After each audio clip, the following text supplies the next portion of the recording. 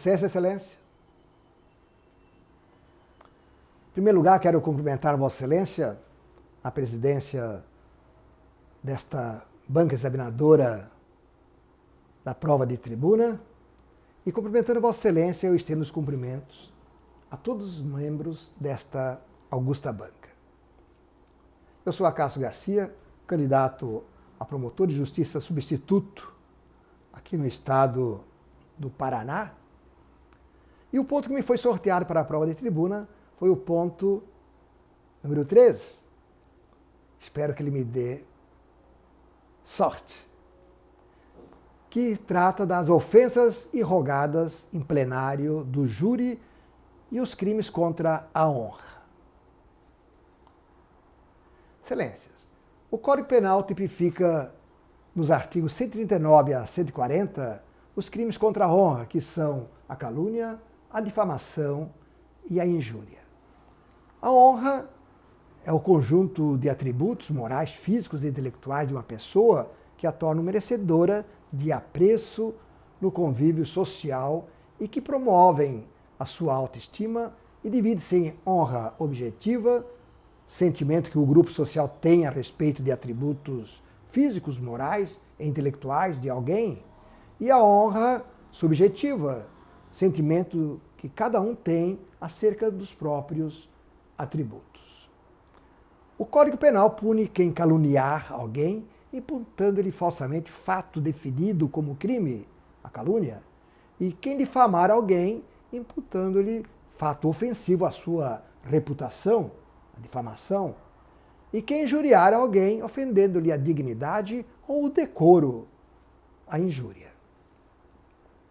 A calúnia e a difamação ferem a honra objetiva, sendo necessária a consumação, o conhecimento de terceiros, enquanto a injúria atinge a honra subjetiva, consumando-se quando a ofensa chega ao conhecimento do ofendido. O Código Penal prevê no artigo 142 algumas causas de exclusão da antijuridicidade dos crimes de difamação e injúria, dentre as quais se destaca o inciso 1, também chamada de imunidade judiciária, segundo a qual não constitui injúria ou difamação punível a ofensa irrogada em juízo, na discussão da causa pela parte ou por seu procurador. Quanto à natureza jurídica desse dispositivo, a doutrina diverge. O artigo 142 contém causas excludentes de ilicitude. A hipótese é de inexistência de elemento subjetivo do tipo afastando a tipicidade penal. E trata-se da causa excludente da punibilidade, que prevalece o entendimento de que o artigo 142 elenca causas excludentes de ilicitude ou da antijuridicidade, de maneira que haverá o fato típico na injúria e na difamação, porém, nas hipóteses elencadas, ele não será antijurídico. Essa excludente abrange tanto a ofensa oral, que pode ocorrer em juízo e nos debates na audiência, quanto a ofensa escrita, por meio de petições, alegações finais, recursos e outras peças processuais, desde que exista nexo entre a ofensa e a discussão da causa.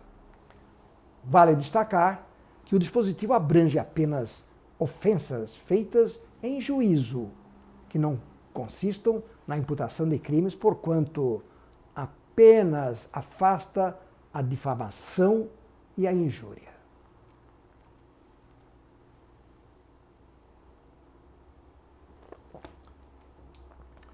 Ponto que precisa ser esclarecido refere-se aos limites subjetivos, ativo e passivo da imunidade judiciária.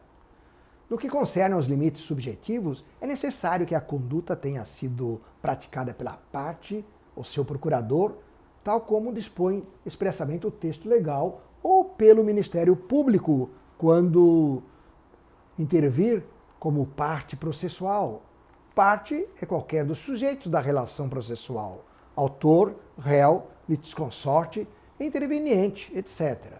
Procurador, por sua vez, é o representante legal da parte com capacidade postulatória, ou seja, o advogado, que é indispensável à administração da justiça, de conformidade com o artigo 133 da Constituição Federal, primeira parte. Ainda no caso do Ministério Público, o artigo 41, 5º da Lei 8.626 de 1993, a Lei Orgânica Nacional do Ministério Público, prevê a inviolabilidade dos membros do Ministério Público pelas opiniões externadas ou pelo teor de suas manifestações processuais ou em procedimentos nos limites da sua independência funcional. Outros agentes processuais, como, por exemplo, juiz, escrivão, perito, testemunhas, não estão acobertados pela imunidade judiciária, podendo eventualmente resguardarem-se pelo inciso 3 na condição de funcionário público ou ainda pelo artigo 23, inciso 3, parte 1ª, desde que hajam no estrito cumprimento do dever legal. Como o texto legal não refere que a injúria ou a difamação deve ser dirigida contra a parte contrária, o seu procurador, não exclui a imunidade, mesmo quando a ofensa é dirigida contra alguém estranho à relação processual. Exemplo, testemunha, perito ou qualquer terceiro, desde que haja conexão com a causa em discussão. Essa ausência, excelências, de restrição legal adequa-se ao princípio da ampla defesa. Claro que há divergências apenas no tocante à ofensa ao juiz. Para alguns aí existiria o crime por ser o magistrado imparcial e presidir o processo. Para outros, não subsiste a ofensa, uma vez que a lei não ressalva, além do que eventual ofensa, ainda que relacionada ao processo, poderia configurar desacato. No caso dos advogados, o artigo 133 da Constituição da República Federativa do Brasil dispõe que o advogado é indispensável à administração da justiça, sendo inviolável por seus atos e manifestações no exercício de sua profissão nos limites da lei. Essa lei era justamente o artigo 142.1 do Código Penal. Porém, com relação aos advogados, surgiu uma regra especial, que se encontra no artigo 7º do parágrafo 2º da Lei 8.906 de 94, o Estatuto da OAB. O advogado tem imunidade profissional, não constituindo injúria, difamação ou desacato puníveis qualquer manifestação de sua parte no exercício de sua atividade em juízo ou fora dele, sendo sem prejuízos, né, das sanções disciplinares perante a OAB pelos excessos que ele vir a cometer. Trata-se de regra mais abrangente, pois exclui a injúria e a difamação até fora do juízo, estendendo-se à esfera policial, civil, comissão parlamentar de inquérito, etc. Não ficando também restrito à causa sub judice, bastando que esteja no exercício regular da advocacia. Por essa regra, excelências, aplica-se o artigo 142, inciso 1, apenas a quem não exerce a advocacia, já que para estes prevalece o tratamento especial do artigo 7º, parágrafo 2º do Estatuto da Ordem dos Advogados do Brasil. O plenário do Supremo Tribunal Federal, ao apreciar as ações diretas de inconstitucionalidade, as ADIs, 1127 e 1105, que questionavam diversos dispositivos do Estatuto da OAB, a Lei 8.906 de 94, julgou constitucional a norma que estabelece que no exercício da profissão o advogado é inviolável por seus atos e manifestações. Todavia, derrubou a expressão ou desacato, no parágrafo 2º do artigo 7º do Estatuto, Com essa decisão, o desacato passou a ser punido. Quanto aos limites objetivos, a regra é a mesma para o júri e para as audiências, ou mesmo no caso das ofensas em petições. Para que haja exclusão, a ofensa deve relacionar-se diretamente com a causa em questão, ou seja, somente incidirá excludente se a ofensa irrogada em juízo tiver nexo com a discussão da causa. Logo, pois, são dois requisitos que precisam fazer presentes: que a ofensa seja irrogada em juízo e que relacione com a causa em discussão, havendo necessariamente a relação causal entre o embate e a ofensa.